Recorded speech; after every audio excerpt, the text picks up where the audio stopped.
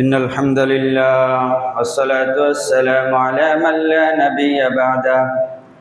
أما بعد فإن خير الحديث كتاب الله وخير الهدي هدي محمد صلى الله عليه وسلم وشر الأمور محدثاتها وكل محدثة بدعة وكل بدعة ضلالة وكل ضلالة في النار. وقال الله تعالى: أعوذ بالله من الشيطان الرجيم. بسم الله الرحمن الرحيم. يا أيها الذين آمنوا اتقوا الله حق تقاته ولا تموتن إلا وأنتم مسلمون. وقال الله تعالى: بسم الله الرحمن الرحيم. يا أيها الناس اعبدوا ربكم الذي خلقكم من نفس واحدة وخلق منها زوجها وبث منهما رجالا كثيرا ونساء واتقوا الله الذي تساءلون به والأرحام إن الله كان عليكم رقيبا. وقال الله تعالى في كلامه المجيد وفي فرقانه الحميد: أعوذ بالله من الشيطان الرجيم. بسم الله الرحمن الرحيم. قاف والقرآن المجيد بل عجبوا أن جاءهم منذر منهم فقال الكافرون هذا شيء عجيب. আয়াতুল আখির। আলহামদুলিল্লাহ। সমস্ত প্রশংসা যাবতীয় গুণগান সেই মহান রব্বুল আলামিনের দরবারে, যে মহান রব্বুল আলামিন আমাদেরকে প্রত্যেক সপ্তাহের ন্যায় আজকেও সালাতুল জুমা আদায় করার জন্য আসার এবং বসার তৌফিক দান করেছেন। এজন্য সকলে শুকরিয়া পাঠ করি আলহামদুলিল্লাহ। সেই সাথে দরুদ ও সালাম বর্ষিত হোক প্রিয় নবী আকায়ে নামদার তাজদার মদিনাতুল আলী আমিন সাইয়্যিদুল মুরসালিন খাতামুন নবিয়্যিন শাফিউল মুজরিমিন হযরত মুহাম্মদুর রাসূলুল্লাহ সাল্লাল্লাহু আলাইহি ওয়াসাল্লামের উপর। সম্মানিত মুসল্লিয়ান ইকরাম, আমরা একটি বিষয় নির্ধারণ করেছি, যেহেতু আমাদের সামনে কুরবানি এসে পড়েছে, এজন্য আমরা একটা বিষয় নির্ধারণ করেছি, সেটা হচ্ছে কুরবানি। কুরবানির বিষয়ে কিছু আলোচনা করার চেষ্টা করব ইনশাআল্লাহ। তার আগে আমরা এখন যেহেতু জিলহজ মাস চলছে, তো জিলহজ মাসের যে আমলগুলো রয়েছে, আমলগুলো আবার আপনাদেরকে স্মরণ করিয়ে দিতে চাই। জিলহজ মাসের রোজা হয়েছে 9টি রোজা। যারা 9টি রোজা ধারাবাহিকতার সাথে রক্ষা করতে পারবেন না, তারা আরাফার দিন অর্থাৎ 9 জিলহজ যখন হাজিরা আরাফার ময়দানে থাকবে, ওই সময় একটি সিয়াম পালন করবে। একটি সিয়াম পালন করলে আমাদের উপকার কি? রাসূলুল্লাহ সাল্লাল্লাহু আলাইহি ওয়াসাল্লাম, মুসলিম হাদিস নাম্বার 1162, সিয়াম ইয়াউমি আরাফাতা আহতাসিবু আলাল্লাহি আইয়ুকাফিরু সানাতাল্লাতী ক্বাবলাহু ওয়াস সানাতাল্লাতী বা'দাহু। রাসূল সাল্লাল্লাহু আলাইহি ওয়াসাল্লাম বলেছেন, যে ব্যক্তি আরাফার দিন সিয়াম পালন করবে, তার পূর্ববর্তী 1 বছরের গুনাহ এবং পরবর্তী 1 বছরের গুনাহসমূহ মাফ হয়ে যাবে। অতএব যেহেতু আমাদের সামনে আরাফার দিন আসছে, আমরা চেষ্টা করব আরাফার দিন হলেও একটি রোজা হলেও আমরা রাখার চেষ্টা করব ইনশাআল্লাহ।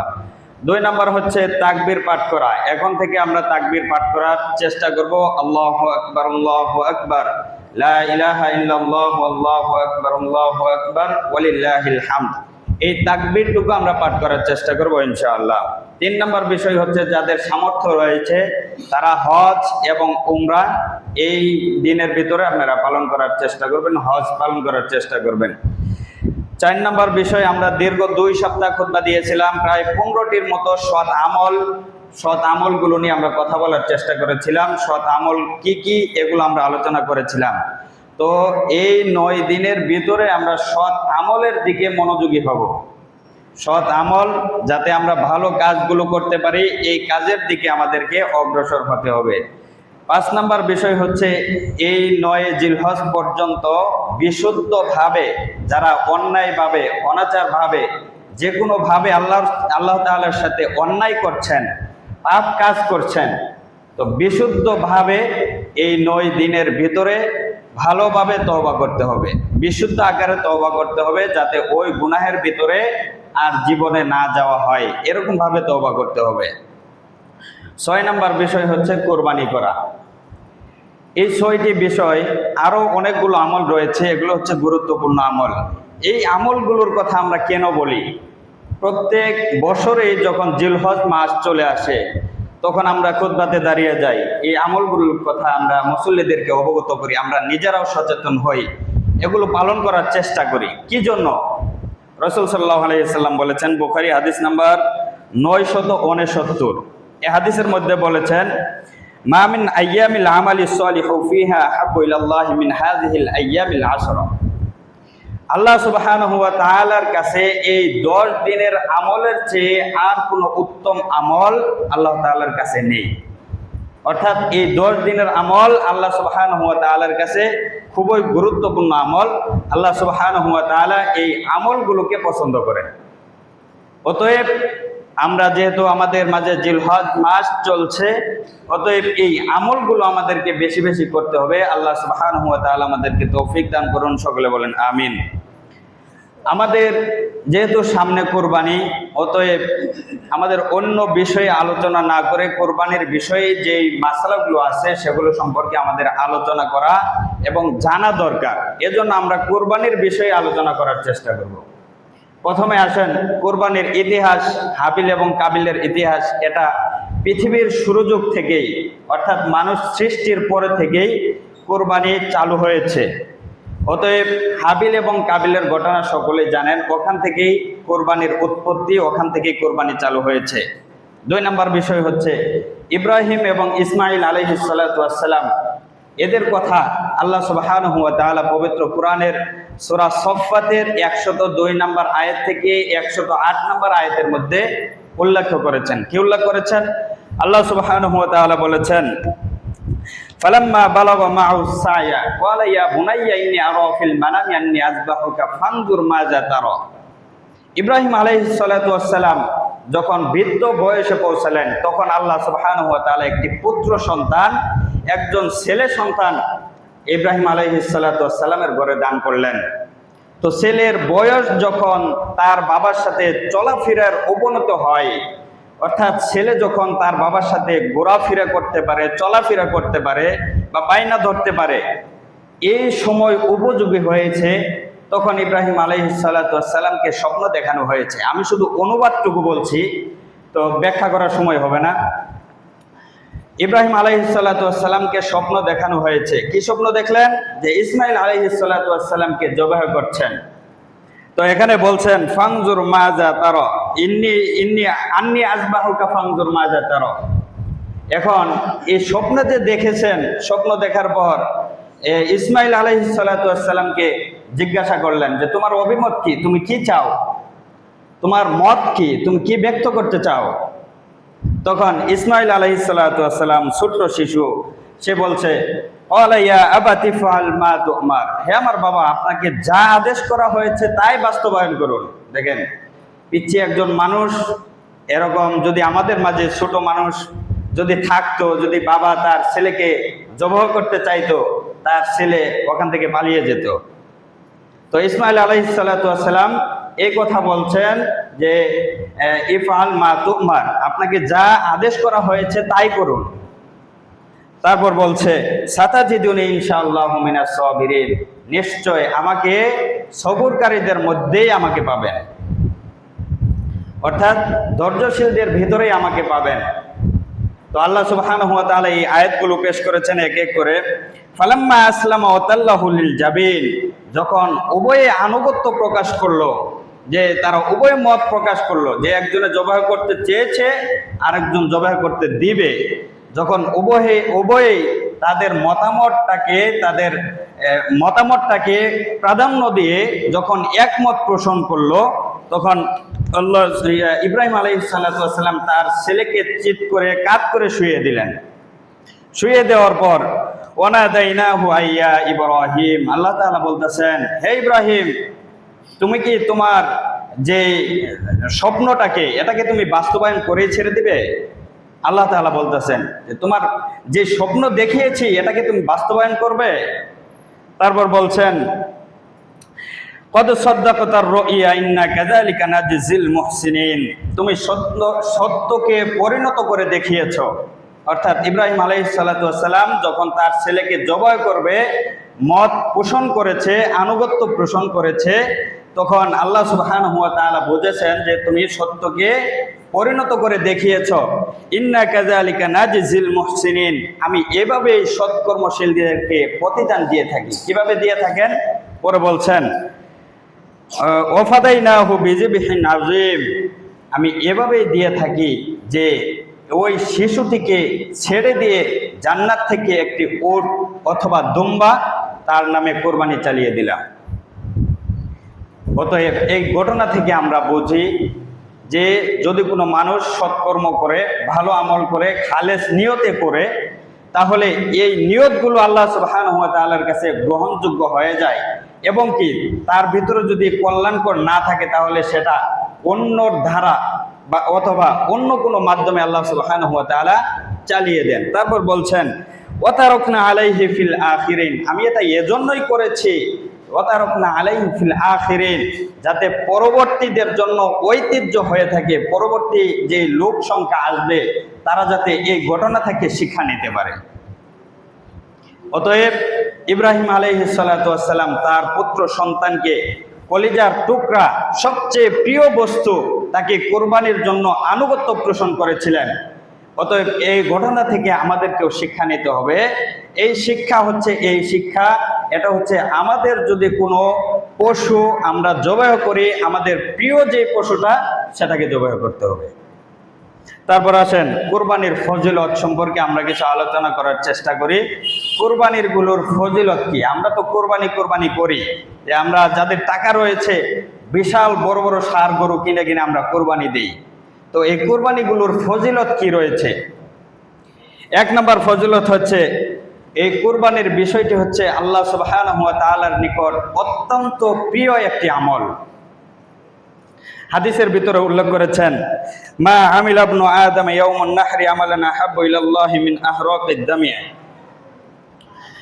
মানুষের মধ্যে যে কোরবানির প্রচলন, অর্থাৎ ঈদের দিন যে মানুষ কোরবানি করে অথবা পশু থেকে রক্ত প্রবাহিত করে, এর চাইতে উত্তম আমল আল্লাহ সুবহানাহু ওয়া তাআলার কাছে আর নেই। অর্থাৎ কোরবানির দিন যে পশু জবাই করা হয় সেই পশু অত্যন্ত গ্রহণযোগ্য এবং আল্লাহ সুবহানাহু ওয়া তাআলার কাছে অত্যন্ত প্রিয় একটি আমল। কারণ একজন মানুষকে যদি বলা হয় যে 5 লক্ষ টাকা একজন মানুষকে দান করে দাও, কিন্তু দিবে না। একজন মানুষকে যদি বলা হয় যে ওখানে দারিদ্র রয়েছে, ওখানে গরিব মানুষ রয়েছে, তুমি তাদেরকে 2 লক্ষ টাকা দাও, দিবে না। কারণ কি?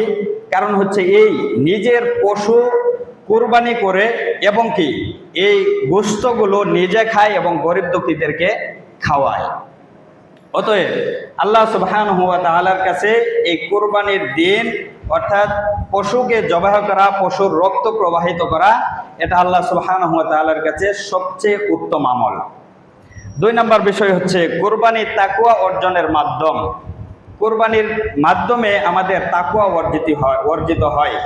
তাকওয়া অর্থ হচ্ছে ভয় ভীতি, আল্লাহ সুবহানাহু ওয়া তাআলাকে গ্রহণযোগ্য, আল্লাহ সুবহানাহু ওয়া তাআলাকে বিশ্বাস। আল্লাহ সুবহানাহু ওয়া তাআলা বলেছেন সূরা হজ 37 নম্বর আয়াতের মধ্যে উল্লেখ করেছেন লা ইয়ানালাল্লাহু লুহুমুহা ওয়ালা দিমাউহা ওয়ালাকিন ইয়ানালুহুত তাকওয়া। কি বলছেন? ইয়ানালুহুত তাকওয়া, লা ইয়ানাল্লাহু লুহুমুহা, তোমাদের গোশত আল্লাহ সুবহানাহু ওয়া তাআলার কাছে যায় না। তোমাদের গোশত তোমাদের কাছেই থাকে, তোমাদের রক্ত তোমাদের কাছেই থাকে, জমিনে ছিটিয়ে থাকে। লা ইয়ানালুহুত তাকওয়া, তোমার অন্তর কি রয়েছে, তোমার মনের ভিতরে কি রয়েছে, তোমার তাকওয়ায় কি রয়েছে, এটা শুধু আল্লাহ সুবহানাহু ওয়া তাআলা দেখেন। গোশত মানুষই খাবে, যে কুরবানি দিবে তারাও খাবে, রক্ত জমিনে ছিটিয়ে পড়বে, লা ইয়ানালুহুত তাকওয়া, এই তাকওয়াটা আল্লাহ সুবহানাহু ওয়া তাআলার কাছে চলে যাবে। এখানে আরেকটি গ্রহণযোগ্য বিষয় রয়েছে, সেটা হচ্ছে আপনি কোরবানি করলেন 10 লক্ষ টাকা দিয়ে, কিন্তু আপনার ওই টাকার ভিতরে 2 লক্ষ টাকা হারাম টাকা, আপনার পুরা কোরবানি বাতিল। আপনি 5 লক্ষ টাকা দিয়ে কোরবানি করেছেন, ওটার ভিতরে 100 টাকা হারাম রয়েছে, ওই কোরবানি বাতিল হবে, কোরবানি হবে না। এটা হচ্ছে গ্রহণযোগ্য বিষয়। তো আপনাদের মাধ্যমে যারা কোরবানি করবেন, কোরবানি করার মাধ্যমে আল্লাহ সুবহানাহু ওয়া তাআলার কাছে গোশতও যাবে না, রক্তও যাবে না, চামড়া হাড্ডি মাংস যা রয়েছে সব আমাদের কাছেই থাকবে। কিন্তু প্রিয় একটি আমল রয়েছে, এটা হচ্ছে তাকওয়া। এই তাকওয়াটা অর্জন হবে, এই তাকওয়াটা আল্লাহ সুবহানাহু ওয়া তাআলা দেখবেন। যেমন ইব্রাহিম আলাইহিস সালাতু ওয়াস সালামের মাধ্যমে ইব্রাহিম আলাইহিস সালাতু ওয়াস সালাম যে তাকওয়া দেখিয়েছেন, ওই তাকওয়াটা আল্লাহ সুবহানাহু ওয়া তাআলার কাছে পছন্দনীয় হয়েছে। অতএব আমাদের গোশত আমরাই খাবো, আমাদের হাড্ডি আমাদের জমিনেই থাকবে, রক্ত জমিনে বিছিয়ে থাকবে, কিন্তু একমাত্র আপনার মনের ভিতরে কি রয়েছে, কার উদ্দেশ্যে, কাকে সন্তুষ্ট করার জন্য আপনি কুরবানি করলেন, এটা আল্লাহ সুবহানাহু ওয়া তাআলা দেখবেন। আপনার এলাকার ভিতরে আপনি ধনী রয়েছেন, আপনার অনেক টাকা রয়েছে, কিন্তু আপনি কোরবানি দিতে চান না, আপনি কোরবানি দিবেন না।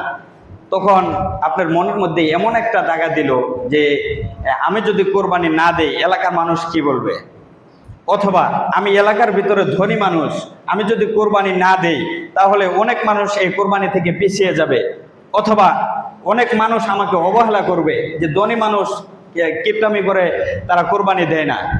এই সমস্ত বিষয় যদি বুঝে শুনে আপনি আল্লাহর সন্তুষ্টি অর্জন না করে নিজের স্বার্থ হাসিলের জন্য যদি আপনি কোরবানি করেন, সেই কোরবানি বাতিল বলে গণ্য হবে। 3 নম্বর বিষয় হচ্ছে কোরবানি হলো ইব্রাহিম আলাইহিস সালাতু ওয়াস সালামের সুন্নাত। সাহাবীগণ এক মজলিসে বসলেন, বসার পর রাসূল সাল্লাল্লাহু আলাইহি ওয়াসাল্লামকে জিজ্ঞাসা করলেন যে কোরবানি কি, কোরবানি বিষয়টা কি? তখন রাসূলুল্লাহ সাল্লাল্লাহু আলাইহি ওয়াসাল্লাম বললেন, সুন্নাতু আবিকুম ইব্রাহিম, তোমাদের পিতা ইব্রাহিম আলাইহিস সালাতু ওয়াস সালামের সুন্নাত। অতএব ইব্রাহিম আলাইহিস সালাতু ওয়াস সালাম যে সুন্নতগুলো যে খালেস নিয়তে, ভালো নিয়তে কোরবানি করেছিলেন, ঠিক সেরকম ভাবে আল্লাহর সন্তুষ্টি অর্জন করার জন্য আমাদেরকে কোরবানি করতে হবে। 4 নম্বর বিষয় হচ্ছে কোরবানি আল্লাহ তাআলার নৈকট্য অর্জন করা যায়। কোরবানির মাধ্যমে আল্লাহ তাআলার নৈকট্য অর্জন করা যায়। যেমন একজন মানুষ যদি বিভিন্ন জায়গায় টাকা খরচ করতে বলা হয়, তারা টাকা খরচ করবে না, কিন্তু এই কোরবানির সময় 2 লক্ষ, 2.5 লক্ষ, 3 লক্ষ, 4 লক্ষ এরকম টাকা বাজেট করে তারা কোরবানি দিয়ে থাকে। এই কোরবানিটা দেওয়ার নাম হচ্ছে আল্লাহ সুবহানাহু ওয়া তাআলার নৈকট্য অর্জন করা। তো এই 4 নম্বর বিষয় হচ্ছে কোরবানি যদি দেওয়া যায় তাহলে আল্লাহ সুবহানাহু ওয়া তাআলার নৈকট্য অর্জন হবে। 5 নম্বর বিষয় হচ্ছে, 5 নম্বর ফজিলত হচ্ছে কোরবানি যদি দেন তাহলে গরিব এবং দুঃখীদের উপকৃত হয়, তারা উপকৃত হয়। কিভাবে উপকৃত হয়? আল্লাহ সুবহানাহু ওয়া তাআলা বলেছেন, ফাকুলু মিনহা ওয়াতিমুল বাঈসাল ফাকির, তোমরা নিজেরা খাও এবং কি গরিব দুঃখী অসহায় যে মানুষগুলো রয়েছে তাদেরকে তোমরা খাওয়াও, আত্মীয় স্বজন যারা রয়েছে তাদেরকে তোমরা খাওয়াও। যারা মনে করেন পুরা বৎসর মিলে 1 কেজি গোশত খেতে পারে না, ওই সমস্ত মানুষের কাছে আপনি যদি 1 কেজি, 1.5 কেজি, 2 কেজি মাংস পাঠান, তাহলে সে ব্যক্তি উপকৃত হবে নাকি ক্ষতিগ্রস্ত হবে? অবশ্যই উপকৃত হবে। তাহলে 5 নম্বর বিষয় হচ্ছে গরিব দুঃখীরা উপকৃত হয় এই কোরবানির মাধ্যমে। 6 নম্বর বিষয় হচ্ছে সামর্থ্য থাকা সত্ত্বেও যদি কোনো মানুষ কোরবানি না দেয়, আল্লাহ রাসূল সাল্লাল্লাহু আলাইহি ওয়াসাল্লাম বলেছেন, মান ওয়াজাদা সাআতান ওয়া লাম ইয়াসহা ফালা ইয়াকরাবান্না মুসাল্লানা, যে ব্যক্তি সামর্থ্য রয়েছে কিন্তু কোরবানি দিতে চায় না, সামর্থ্য আছে কিন্তু কোরবানি দেয় না, ফালা ইয়াকরাবান্না মুসাল্লানা, সে যেন আমাদের ঈদগাহের মাঠে না আসে। ইয়াকরাবান্না, নিকটবর্তীও যাতে না হয়, মাঠে তো আসা দূরের কথা, যাতে নিকটবর্তীও না হয়। সামর্থ্য রয়েছে, আপনি কোরবানি দিলেন না, আপনি যাতে ঈদগাহের নিকটবর্তীও না হন। তাহলে এটা হচ্ছে আমাদের জন্য বড় একটা সতর্কতা। তো এটা আমাদেরকে পালন করতে হবে যে কোরবানি যদি আমাদের সামর্থ্য থাকে তাহলে আমাদেরকে কোরবানি দিতে হবে। যদি গরু দেওয়ার সামর্থ্য থাকে আমরা গরু দেব, যদি ওট দেওয়ার সামর্থ্য থাকে আমরা ওট দিব, আর যদি সর্বনিম্ন সামর্থ্য একদম কম, আমরা ছাগল অথবা ভেড়া এগুলো কোরবানি দেওয়ার চেষ্টা করব ইনশাআল্লাহ। কোরবানির বিষয়ে আমাদের মাঝে প্রচলিত কিছু অচল হাদিস রয়েছে, যেগুলো বানোয়াট এবং জাল হাদিস নামে প্রচলিত, কিন্তু মানুষ মানছে, এগুলো মানুষ আমল করার চেষ্টা করছে। অথচ এই কথাগুলো কোনো হাদিসও তো দূরের কথা, এগুলো হচ্ছে মানুষের বানোয়াট একটা কথা। এই কথাগুলোকে নিয়ে বিভিন্ন মসজিদে আলোচনা হচ্ছে, বিভিন্ন মাঠে আলোচনা হচ্ছে, বিভিন্ন বক্তব্যের মাঝখানে মাহফিলে এগুলো আলোচনা হচ্ছে। অতএব যে অচল হাদিসগুলো আমরা সহিহ হাদিস বলে গ্রহণযোগ্য মনে করি, এগুলো হচ্ছে অচল হাদিস, যেগুলো বানোয়াট, কোনো মানুষ এগুলোকে বানিয়েছে, এগুলো কোনো হাদিসের কথা নয়। এক নম্বর বিষয় হচ্ছে কোরবানির পশুর যে রক্ত রয়েছে মাটিতে পড়ার আগেই নাকি কোরবানি কবুল হয়ে যায়, এ সমস্ত কথা সমাজের ভিতর প্রচলন রয়েছে। মাটিতে পড়ার আগেই কবুল হয়ে যায়, অথচ এখানে শর্ত রয়েছে, যদি আপনার হারাম টাকা থাকে তাহলে সেই কোরবানি হবে না। অথবা আপনার যে পশু রয়েছে, পশুর যদি 4টে ক্ষতি আছে, সামনে আমরা আলোচনা করব, এই ক্ষতিগুলো যদি পশুর ভিতরে থাকে তাহলে এই পশুগুলো কোরবানি হবে না। অতএব আমরা কিভাবে বলতে পারি যে পশুর রক্ত মাটিতে পড়ার সাথে সাথেই তার কোরবানি কবুল হয়ে যায়, তার গুনাহ মাফ হয়ে যায়? এটা তো বানোয়াট হাদিস। 2 নম্বর বিষয় হচ্ছে প্রতিটি পশুর যে পশম রয়েছে সেই পশমের বিনিময়ে একটি করে নেকি লেখা হয়, এটা হচ্ছে বানোয়াট হাদিস। নেকি দিবেন আল্লাহ সুবহানাহু ওয়া তাআলা, আপনি গুনতে পারবেন না কিরকম নেকি আল্লাহ সুবহানাহু ওয়া তাআলা দিবেন। তবে আমাদের এই যে ধারণা রয়েছে প্রত্যেকটি পশুর যে লোম রয়েছে, যে পশম রয়েছে, পশম অনুযায়ী যে আপনাদেরকে নেকি লেখা হবে, এটা হচ্ছে বানোয়াট হাদিস। 3 নম্বর বিষয় হচ্ছে যে কোরবানি করবে না তার নামাজ হবে না। নামাজের সাথে কোরবানির তুলনা নেই। যে নামাজ পড়বে না তার কোরবানি হবে না, নামাজের সাথে কোরবানির তুলনা নেই। তবে কিছু কিছু হাদিস দ্বারা বোঝা যায় যে যদি কোনো মানুষ সালাত আদায় না করে, তার একটা হাদিস রয়েছে সে ব্যক্তি কুফরি করে, তো ওই হাদিসের ব্যাখ্যায় রয়েছে যে কুফরি করতে করতে একজন মানুষ নামাজ না পড়তে একজন মানুষ ওই কুফরিতে পরিণত হয়, আর যারা কুফরি করে তারা ঈমান থেকে বের হয়ে যায়, ঈমান থেকে তারা বের হয়ে যায়। অতএব যদি নামাজের সাথে নামাজ পড়ে মাঝে মাঝে পড়ে, এটা সে ব্যক্তি অন্যায় করে। অথবা আবার কোনো হাদিস রয়েছে যে নামাজই পড়ে না তার ঈমান চলে যায়, ঈমানই থাকে না। ওই হাদিসের ভিত্তিতে যদি বলতে চাই তাহলে সে ব্যক্তি যত আমলই করুক না কেন আগে নামাজ পড়তে হবে, ঈমান আনতে হবে, তারপর কুরবানি করতে হবে। আবার কিছু হাদিস হানাফি মাযহাবের ভাইরা তারা কিছু হাদিসও পেশ করে যে নামাজ না পড়লেও তাদের ঈমান নাকি ঠিক থাকে। যদি ঈমান ঠিক থাকে ওই হাদিসগুলোর ভিত্তিতে ধরলে তাদের কুরবানি কবুল হতে পারে, তবে সওয়াব কম হবে। 5 নম্বর বিষয় হচ্ছে কোরবানির গোশত পুরাটাই দান করতে হবে, নিজেরা খাওয়া যাবে না। অথচ আল্লাহ সুবহানাহু ওয়া তাআলা বলেছেন ফাকুলু মিনহা ওয়া আতিমুল বাঈসাল ফাকির, তোমরা নিজেরা খাবে এবং কি গরিব দুঃখী যারা রয়েছে তাদেরকে দান করবে। অতএব এই সমস্ত কথা এটা বাতিল, নিজেরাও খেতে হবে, অপর মানুষ যারা রয়েছে, আত্মীয় স্বজন রয়েছে, গরিব দুঃখী রয়েছে, তাদেরকেও খাওয়াতে হবে। 6 নম্বর বিষয় হচ্ছে ঋণ থাকলে কোনো অবস্থাতেই কোরবানি কবুল হবে না। এটা হচ্ছে অসাধারণ একটি হাদিস, এটা 2টা ব্যাখ্যা রয়েছে। 1 নম্বর ব্যাখ্যা হচ্ছে যারা ধনী মানুষ, কোম্পানি রয়েছে, তারা বড় লোক, তারাও কিন্তু ঋণ করে থাকে, ব্যাংক থেকে লোন করে থাকে, ব্যাংক থেকে অনেক টাকা লোন নেয়, তাদেরও ঋণ, এটা এক পর্যায়। আরেকটা পর্যায় হচ্ছে গরিব দুঃখী, তাদের জীবন চলাতে তাদের ঋণ করতে হয়। এই সমস্ত মানুষের জন্য কোরবানি দেওয়া ওয়াজিব না, কোরবানি দেওয়া সুন্নাত না। আর যারা বড় লোক রয়েছে, তাদের ঋণও রয়েছে কিন্তু ঋণ দেওয়ার সামর্থ্য রয়েছে, ওই সমস্ত মানুষের জন্য কোরবানি দেওয়া ওয়াজিব। 7 নম্বর বিষয় হচ্ছে কোরবানির রক্ত নাকি ঘরে থাকলে বরকত হয়। এটা হচ্ছে বানোয়াট হাদিস। কোরবানির রক্ত যেখানে জবাই করা হবে সেখানে একটা গাঁত করবে, ওই গাঁত করার পর ওই গাঁতটাকে বন্ধ করে ফেলবে, গর্তটাকে বন্ধ করে ফেলবে, রক্তের গন্ধ যাতে বের না হয়। আর আমরা যারা আমাদের সমাজে এমন প্রচলন রয়েছে, এই রক্ত নাকি আমরা যদি ঘরের ভিতরে রাখি এটা নাকি বরকত হয়। বরকতের কত জিনিস রয়েছে, আপনি ফজরের আগে, ওয়াক্ত হওয়ার আগে 2 রাকাত সালাত পরে আপনি আল্লাহর কাছে চান, এটা তো বরকত। বরকতের তো অভাব নেই, আপনার কোরবানির রক্ত কেন আপনাকে ঘরে রাখতে হবে? এটা তো পচা একটা জিনিস, এটাকে গর্ত খুদে ওটার ভিতরে আপনারা রেখে দিবেন, যখন কোরবানি শেষ হয়ে যাবে ওটাকে গর্তকে বন্ধ করে দিবেন, বাস এটুকু শেষ। 7 নাম্বার বিষয় হচ্ছে কোরবানির পশুর হাড় ভাঙা যাবে না, এটাও সমাজের ভিতরে প্রচলন রয়েছে। আমরা আমাদের সমাজের ভিতরে এরকম প্রচলন রয়েছে। অতএব বিবেকবান মানুষ এখান থেকে চিন্তা ভাবনা করলেও বুঝতে পারবে, হাড় যদি না ভাঙে সে ব্যক্তি খাবে কিভাবে। বিবেকবান মানুষ এটা বুঝতে পারবে। অতএব এই সমস্ত বিষয়, এগুলো হচ্ছে বানোয়াট হাদিস, অচল হাদিস, এগুলো থেকে আমাদেরকে দূরে সরতে হবে, এগুলো বিশ্বাস করা যাবে না। আরেকটি বিষয় হচ্ছে কোরবানি শুদ্ধ হওয়ার কিছু শর্তাবলী রয়েছে। কোরবানি শুদ্ধ হওয়ার জন্য কিছু শর্ত রয়েছে। 1 নম্বর শর্ত হচ্ছে ইখলাস, আল্লাহর সন্তুষ্টি অর্জন করার জন্য কোরবানি করতে হবে। কোরবানি যদি আপনি মানুষের খুশির জন্য করেন, সেই কোরবানি বাতিল বলে গণ্য হবে। যদি কোনো পীরকে খুশি করার জন্য করেন, তাহলে কোরবানি বাতিল বলে গণ্য হবে। এক কথায়, যদি আল্লাহকে সন্তুষ্টি অর্জন না করে অথবা ভিন্ন কোনো মাধ্যমে, ভিন্ন কোনো প্রচেষ্টায় আপনি কোরবানি করে থাকেন, সেই কোরবানি বাতিল বলে গণ্য হবে, সেই কোরবানি গ্রহণযোগ্য হবে না। 2 নম্বর বিষয় হচ্ছে নির্ধারিত সময়ের ভিতরেই কোরবানি করতে হবে। নির্ধারিত সময় কখন? নির্ধারিত সময় হচ্ছে 10 তারিখ, 11 তারিখ, 12 তারিখ, অর্থাৎ 3 দিন কোরবানি করা জায়েজ এবং সুন্নাত। 3 দিন কোরবানি করতে পারবেন।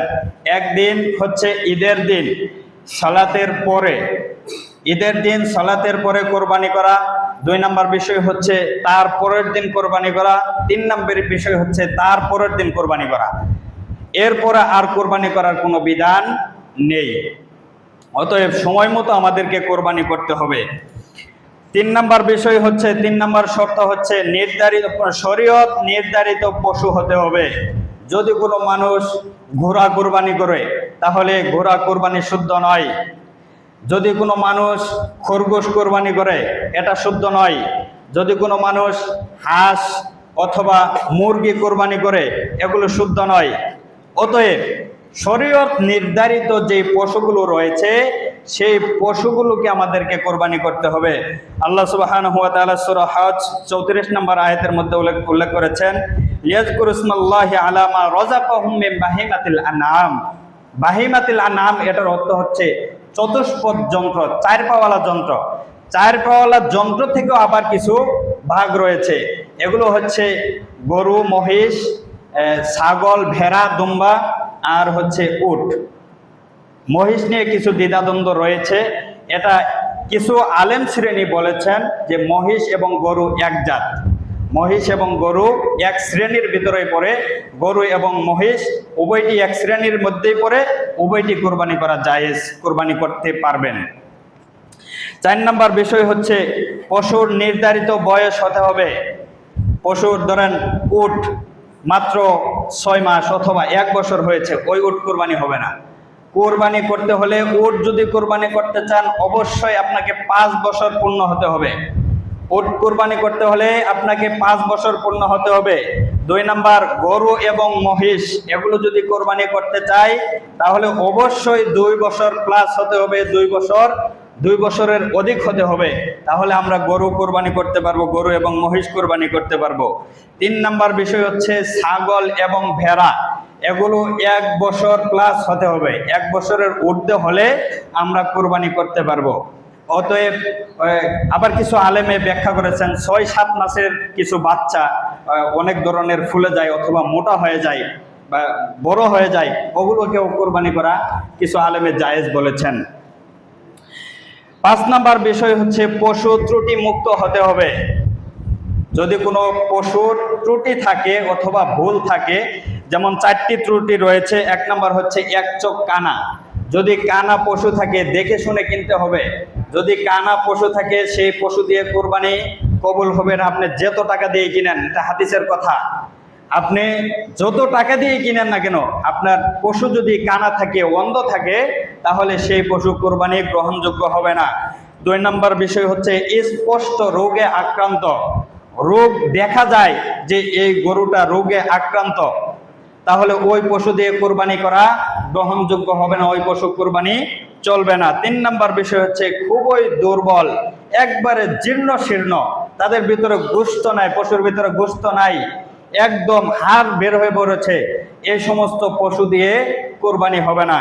4 নাম্বার বিষয় হচ্ছে যদি ল্যাংড়া থাকে, খোঁড়া থাকে, যদি পা ল্যাংড়া থাকে অথবা খোঁড়া থাকে, এই 4টি বিষয় যদি কোনো পশুর ভিতরে দেখা যায় তাহলে সেই পশু দিয়ে কোরবানি করা গ্রহণযোগ্য হবে না। 6 নাম্বার বিষয় হচ্ছে, 6 নাম্বার শর্ত হচ্ছে একমাত্র আল্লাহর নামেই জবাহ করতে হবে। এটা মাথায় রাখতে হবে। যদি কোনো বাবার নামে অথবা কোনো মাজারের নামে যদি কোনো মানুষ জবাহ করে তাহলে সেই কোরবানি গ্রহণযোগ্য হবে না। 7 নাম্বার বিষয় হচ্ছে হালাল পদ্ধতিতে জবাহ করতে হবে। হালাল পদ্ধতি কি কি?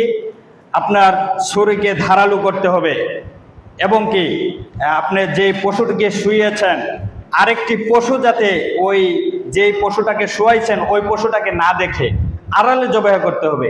হাদিসের কথা, আড়ালে জবাহ করতে হবে এবং আরেক পশু যাতে না দেখে। আর পশুকে যাতে কোনোভাবে কষ্ট দেওয়া না যায়, কষ্ট দেওয়া যাবে না। হাদিসের কথা, আপনি কষ্ট দিতে পারবেন না। হঠাৎ করে শুয়ে দ্রুত তাকে জবাহ করতে হবে, ধারালো অস্ত্র ব্যবহার করতে হবে, ধারালো ছুরি ব্যবহার করতে হবে। অতএব এই 7টি শর্ত রয়েছে। এই সমস্ত শর্ত আমাদেরকে ঈদের দিন অথবা যখন আমরা কোরবানি করব এই সমস্ত বিষয় আমাদেরকে মাথায় রাখতে হবে। আল্লাহ তাআলা আমাদেরকে হেফাজত করুন, সকলে বলেন আমিন। আরেকটি বিষয় রয়েছে, আমি 2-1 মিনিটের ভিতরে আমি শেষ করে দিব। ঈদের দিন আমাদের কিছু করণীয় রয়েছে। ঈদের দিন আমরা কি কাজ করব? ঈদের দিন সৌদি আরবে এখনো নিয়ম রয়েছে, আগেও নিয়ম রয়েছিল, সাহাবীদের যুগেও নিয়ম রয়েছিল। এটা হচ্ছে ফজরের আগে তারা গোসল করে ঈদের প্রস্তুতি নিয়ে মসজিদে গমন করত, মসজিদে যাইতো, যে ঈদের নামাজ পড়ে একবারে বাসায় ফিরত। অথবা সাহাবীদের যুগে এমন নিয়ম ছিল যে মসজিদে তারা পশু নিয়ে যেত, মাঠে তারা পশু নিয়ে যেত, ওখানেই কোরবানি করে গোশতটুকু বাড়িতে নিয়ে আসতো। এই প্রচলন তো আমাদের মাঝে নেই। তবে আমাদেরকে চেষ্টা করতে হবে হাদিস অনুযায়ী চলার জন্য। 2 নাম্বার বিষয় হচ্ছে যখন মানুষ ঈদগাহে যাবে সেজে গুজে ভালো কাপড় পরে, কাপড় চোপড় পরিধান করে যেতে হবে। 3 নাম্বার বিষয় হচ্ছে এক রাস্তা দিয়ে যেতে হবে, অপর রাস্তা দিয়ে আসতে হবে। এর ভিতরে যেতে হবে এক রাস্তা দিয়ে, অপর রাস্তা দিয়ে আসতে হবে এবং কি এই তাকবীরটা পাঠ করতে হবে, আল্লাহু আকবার, আল্লাহু আকবার, লা ইলাহা ইল্লাল্লাহু, আল্লাহু আকবার, আল্লাহু আকবার, ওয়ালিল্লাহিল হামদ। এই তাকবীরগুলোকে পাঠ করতে হবে। 2 নম্বর বিষয় হচ্ছে ঈদের নামাজ আদায় করতে হবে 12 তাকবীরে। কত তাকবীরে? 12 তাকবীরে। এটাই হচ্ছে সুন্নাহ। এটা রাসূলের যুগেও ছিল, সাহাবীদের যুগেও ছিল, তাবেঈর যুগেও ছিল, তাবেঈর যুগেও এই প্রচলনটা ছিল। তারা 12 তাকবীরে ঈদের সালাত আদায় করত। 3 নম্বর বিষয় হচ্ছে কুরবানি করা ও জবাহ করা এবং কি গোশত বন্টন করা। এই নিয়মগুলো আমরা সকলেই জানি। নিয়মগুলো হচ্ছে আপনি ঈদের নামাজ শেষ করে বাড়িতে এসে কোরবানি করবেন। কোরবানি করার পর 3 ভাগ করার পরে 1 ভাগ নিজেরা নেবেন, আর 2 ভাগ, 1 ভাগ সমাজের জন্য, আরেক ভাগ গরিব অসহায় যারা রয়েছে তাদের জন্য। এখানে আরেকটি বিষয় রয়েছে, এটা আমি বলেছিলাম আমাদের এলাকার মসজিদে তারা সবাই নারাজ হয়ে গেছে। আর দেখি আপনাদেরকে বলি, আপনারা নারাজ হন কিনা। একটা হাদিস রয়েছে, যে ব্যক্তি সমাজে যে কোরবানি দেয়, নিজে কোরবানি দেয়, আবার সমাজের ভিতরে তার যে দ্বিতীয় ভাগ রয়েছে ওটা কোরবানির যে সমাজ রয়েছে সমাজের ভিতরে দান করে, কিন্তু ওই সমাজের ভিতরে যায় যে কোরবানি করেছে আবার যায় ভাগ ধরে, আবার যায় সমাজের যে ভাগা রয়েছে ওই ভাগের ভিতরে যে কোরবানি দিবে সে ব্যক্তি ওই ভাগটা নিতে পারবে না। রাসূল সাল্লাল্লাহু আলাইহি ওয়াসাল্লাম বলেছেন, যে ব্যক্তি কোরবানি করবে আবার ওই গোশতটাকে, অর্থাৎ সমাজে যে গোশত দেওয়া হবে ওই গোশতটাকে আবারও ভাগ বসাবে কুত্তার বমির সাথে উল্লেখ করেছেন। যে কুত্তা বমি করে যেরকম ভাবে আবার খায়, ঠিক ওরকম ভাবে ওই মানুষ যে সমাজের ভিতরে দেয়, গোশতটাকে দেয়, ওই গোশতটাকে আবার যায় ভাগ বসায়। হাদিস রয়েছে। 4 নম্বর বিষয় হচ্ছে ঈদে মোবারকবাদ। কিভাবে জানাবেন? ঈদে মোবারকবাদ হচ্ছে তাকাব্বালাল্লাহু মিন্না ওয়া মিনকুম। এটা হচ্ছে মোবারকবাদের ওজিফা, এটা হচ্ছে করণীয়। আমরা বলি কি ঈদ মোবারক, বন্ধুদেরকে সাথে দেখা হলে বা অন্য কোনো মানুষের সাথে যদি দেখা হয়ে যায় তাহলে আমরা ঈদ মোবারক বলে থাকি। তো ঈদ মোবারক এটা বলা জায়েজ নেই, আপনাদেরকে বলতে হবে তাকাব্বালাল্লাহু মিন্না ওমিনকুম। আইয়ামে তাশরিক এটা কাকে বলা হয়? ঈদের পরের দিন থেকে 13 জিলহজ পর্যন্ত আইয়ামে তাশরিকের কাজ কি? আইয়ামে তাশরিকের কাজ হচ্ছে প্রত্যেক নামাজের পরে 9 জিলহজ থেকে 13 জিলহজ আসর পর্যন্ত প্রত্যেক নামাজের পরে নারী পুরুষ ইমাম সাহেব উচ্চ সুরে বলবেন, মুসল্লিরাও সাথে সাথে পড়তে থাকবেন আল্লাহু আকবার আল্লাহু আকবার লা ইলাহা ইল্লাল্লাহু আল্লাহু আকবার আল্লাহু আকবার ওয়ালিল্লাহিল হামদ। এই তাকবীরটুকু পাঠ করার চেষ্টা করবেন ইনশাআল্লাহ। আল্লাহ তাআলা আমাদেরকে এই সমস্ত বিষয় বুঝে শুনে আমল করার তৌফিক দান করুন, সকলে বলেন আমিন। যে সমস্ত বিষয় নিষিদ্ধ রয়েছে এগুলো থেকে বিরত থাকার তৌফিক দান করুন, সকলে বলেন আমিন। আল্লাহ তাআলা আমাদের সবাইকে যারা কোরবানি দিবেন তাদের কোরবানিগুলোকে কবুল এবং মঞ্জুর করে নিন, সকলে বলেন আমিন। আল্লাহ তাআলা আমাদের প্রত্যেকের ভুলগুলোকে ক্ষমা করে দিন, সকলে বলেন আমিন। বারাকাল্লাহু লানা ওয়া লাকুম ফিল কুরআনিল আযীম ওয়া নাফা'না ওয়া ইয়্যাকুম বিল আয়াতি ওয়াদ যিকরিল হাকীম ইন্নাহু তাআলা জাওয়াদুন কারীমুন মালিকুম বার রাউফুর রহিম।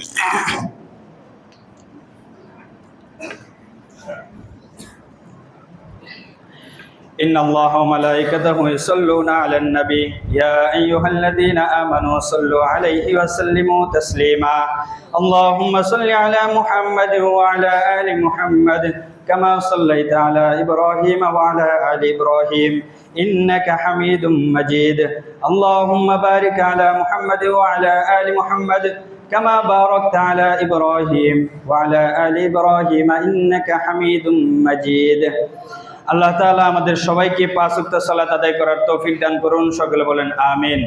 আল্লাহ তাআলা আমাদের সবাইকে যারা কোরবানি এসে পড়েছে, যারা কোরবানি দিবেন, আল্লাহ তাআলা সবার কোরবানিকে কবুল এবং মঞ্জুর করে নিন, সকলে বলেন আমিন।